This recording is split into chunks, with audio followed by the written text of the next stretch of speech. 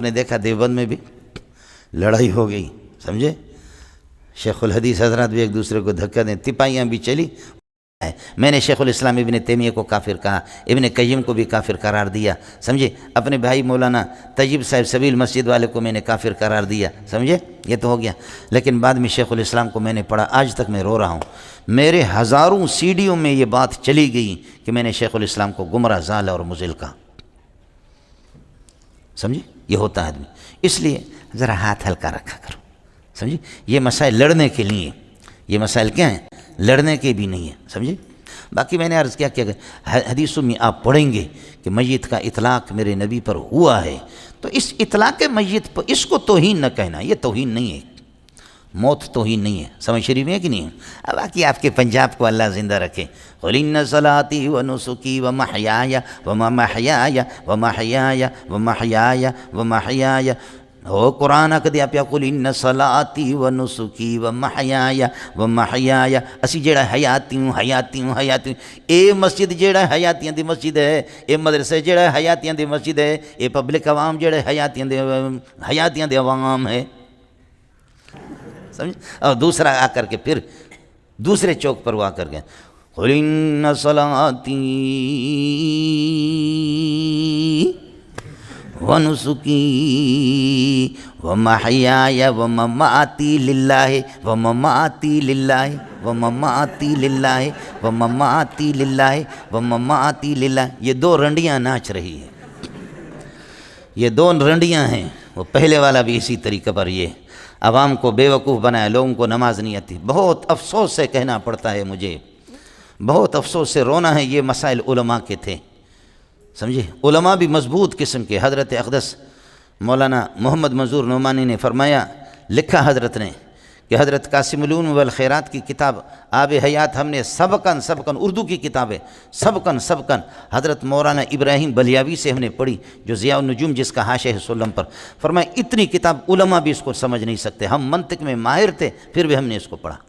یہ مسائل ہمارے اکابرین کے حویلیوں کے تھے، لیکن اب ان نالائکوں کے پاس آگے جو نامیر پڑھانے کے بھی قابل نہیں ہیں، اب ان کے پاس آگے شاٹ مارو، کسی کو کافر قرار دو، کسی کو بے ایمان قرار دے دو، یہ مسائل نہیں، یہ تعلقات خمسہ، اس کا انکار تو گمراہی ہے، سمجھے، اور حیات ہے حقیقتاً جو میں نے آپ سے عرض کر دیا۔ لیکن ان مسائل میں اگر کوئی میت کا اطلاق کرتا ہے، مولانا گالی نہ دو اس کو، سمجھے، ممکن ہے کہ اتنا کر دو کہ قبر میں برداشت کر سکو، سمجھے۔ میں تو آپ یقین کریں اللہ جانتا ہے کہ یہ رفع یدین آمین بالجہر پر بھی ہم بحث نہیں کرتے، بعض جگہ ہمیں مجبور کرتے غیر مقلد، اس لیے کہ رفع یدین اگر آپ دارالعلوم میں لکھ کر کے دے دیں گے، بینوری ٹاؤن میں اور کہیں بھی لکھ کر کے دے دیں گے، رفع یدین جائز ہے، صرف اولا اور بہتر یہ کہ نہ کرنا، آمین کہنا۔ اب ہمارے مناظر کہتے ہیں رفع یدین منسوخ ہے، آمین بالجہر بھی کہیں منسوخ ہے، تو نسخ صریح کہیں نہیں ہے، نسخ صریح ہوتا تو جھگڑا نہ ہوتا، نسخ اجتہادی ہے، نسخ استنباطی ہے، سمجھے۔ اس قسم کے مسائل پہ بحث کرنا، مناظرہ کرنا حرام ہے۔ ہمیں چاہیے کہ یہود و نصارہ کے خلاف اپنی صلاحیتیں استعمال کریں، مسئلہ سمجھو پھر تو بات کرو، لیکن آپ نے تو دیکھا نہ بھی، سمجھے، یہ اس طرح نہیں ہے۔ ان مسائل میں آپ یہ ہے کہ بس اتنی اس حد تک جو میں نے آپ سے عرض کر دی ہیں بنیادی چیزیں، اس سے زیادہ نہیں مولانا۔ وَلَا تَقُولُوا لِمَنْ يُقْتَلُ فِي سَبِيلِ اللَّهِ، ہم تو چاہ رہے ہیں انشاءاللہ اس کو حیات انبیاء پر جو میں نے لکھا ہے عربی میں ہے، سمجھے، اگر ہماری کمیٹی مدرسے والے اجازت دے دیں گے تو ہم اس کو چھاپیں گے، لیکن وہ اصل میں حق ہے حضرت کا۔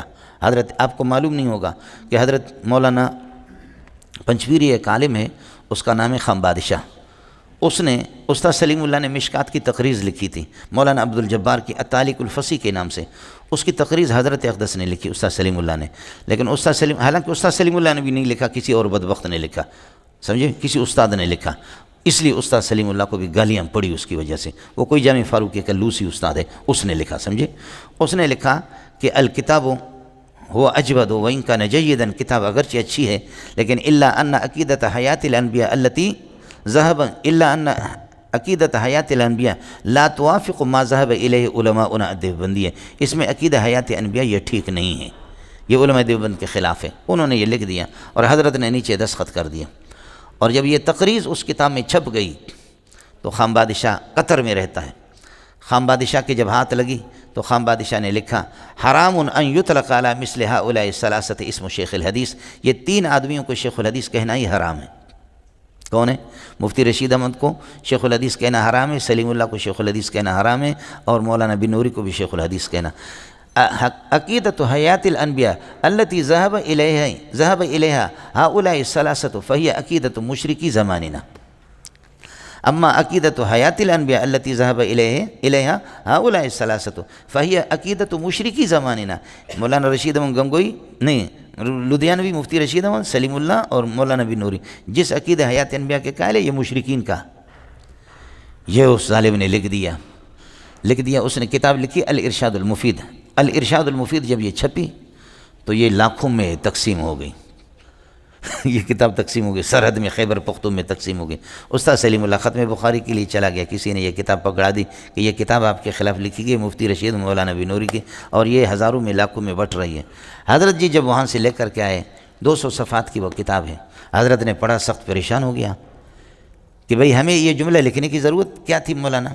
اور اس نے کہا کہ کیا ہے؟ وہ کہتے ہیں کہ یجب ان یحرک ھذا التقریض، یہ تقریض جو سلیم اللہ نے، اس کو آگ لگا دو، اس کی ضرورت بھی نہیں ہے۔ حرام ان یترک علی مثل ہؤلاء اسم شیخ الحدیث، اس قسم کے آدمی کو شیخ الحدیث کہنا ہی حرام۔ پھر اس نے جو شروع ہو گیا، سمجھے بھائی، اس نے اپنا دل ٹھنڈا کر دیا، خام بادشاہ بن شاندی کل صاحب، سمجھے؟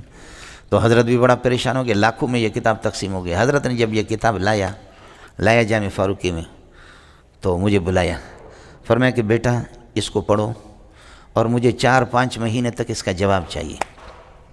اس کو پڑھو، خوب پڑھو، بار بار پڑھو، خوب پڑھو، اور 4-5 مہینے تک اس کا جواب مجھے لکھ کر کے دے دو۔ میں ابھی اس کو 9 بجے لے گیا، عصر تک میں نے وہ پورا پڑھا، عصر تک میں نے سبق بھی پڑھایا، اور عصر تک وہ پورا کا پورا میں نے پڑھا۔ پڑھنے کے بعد مغرب کے بعد میں نے اس کا جواب لکھنا شروع کیا۔ مولانا عادل صاحب کے سالی کا بیٹا ہے مفتی اشفاق عمران اشفاق، وہ بڑا قابل تھا، وفاق میں بھی اول آتا تھا ہمیشہ، بڑا قابل آدمی تھا عربی میں۔ اس کو میں نے کہا یار آپ کا خط صحیح ہے، میرا خط تو بلوچوں والا خط ہے، تو میں جلدی میں عربی لکھتا تھا، وہ صاف کرتا تھا۔ مغرب سے لے کر کے فجر کی اذان تک، فجر کی اذان درمیان میں ہم نے نمازیں پڑھی، فجر کی اذان جب ہو گئی تو میں رات کو سویا نہیں، جا کر کے فجر کی نماز پڑھائی، پھر آ کر کے صبح کو میں نے اسباق پڑھایا، اور کتاب میں نے دفتر والے کو دے دیا، میں نے کہا حضرت کو دے دینا۔ کتاب میں نے حضرت کو دے دی، وہ 100 صفحات سے بھی زیادہ تھا، آج بھی جامع فاروق کی گواہ ہے۔ حضرت کے ڈیسک پہ رکھا، حضرت 9 بجے 10 بجے جیسے آگے وہ کتاب حضرت نے اٹھائے، یہ کیا ہے؟ تو بھائی محبوب ابھی تک دفتر میں، بھائی محبوب نے کہا وہ جو کتاب آپ نے دی تھی مولوی منظور کو جواب لکھنے کے لیے، وہ جواب لکھ کر کے، حضرت نے فرمایا کیسے پاگل ہے، کیسے پاگل ہے، ایسے جلدی جواب لکھا؟ تو حضرت لے گئے، اس کو 1 ہفتے تک پڑھا، اور پڑھا، خوب پڑھا، سمجھے؟ پڑھنے کے بعد حضرت آئے، فرمایا کہ اللہ کی قسم یہ کام میں مہینوں میں نہیں کر سکتا، ظالم کا بچہ 1 رات میں آپ نے کیسے کیا؟ سمجھے؟ مجھے یہ بتا دیں کہ انعام آپ کو کیا دے دوں؟ میرا دل خوش ہو گیا ہے، انعام آپ کو کیا دے دوں؟ میں نے کہا کہ انعام آپ دیں گے یا میں مطالبہ کروں؟ سمجھے؟ فرمایا کہ تو بتا دے۔ میں نے کہا حضرت انعام دے دو، اب ہماری تنخواہ اس وقت تھوڑی ہوتی تھی، سمجھے، 8-10 ہزار، بعد میں 20 ہزار تک میری تنخواہ پہنچ گئی۔ تو میں نے کہا کہ حضرت انعام آپ دے دے، ایک یہ کہ میری شان کے مطابق، دوسرا اپنی شان کے مطابق۔ تو میں چاہ رہا ہوں آپ کی شان کے مطابق۔ فرمایا تو بکواس چھوڑ، بات بول، کتنا، سمجھے، یہ چھوڑ کے انعام کیا لیں گے؟ میں نے کہا انعام یہ ہے حضرت، ایک ایرانی طالب علم کے 10,000 روپے مجھ پر قرض ہے، وہ دے دو۔ فرمایا یہ ہو گیا، یہ تو کوئی مسئلہ نہیں، اور بول۔ میں نے کہا بس یہی چاہیے مجھے، سمجھے بھائی، یہ الحمدللہ اللہ پاک اس طرح پنجپیری غیر پنجپیریوں کو لڑائے، ہمیں 1 رات کے 10-10 ہزار تو ملیں گے نا، بولو، اس طرح جب یہ لڑیں گے تو پھر کیا ہوگا، سمجھے، 10-10 ہزار روپے میں۔ السلام علیکم جی دوستوں، آپ نے دیکھا اور سنا شیخ مولانا منظور مینگل صاحب کو کہ شیخ مولانا منظور مینگل صاحب کیا بیان فرما رہے تھے۔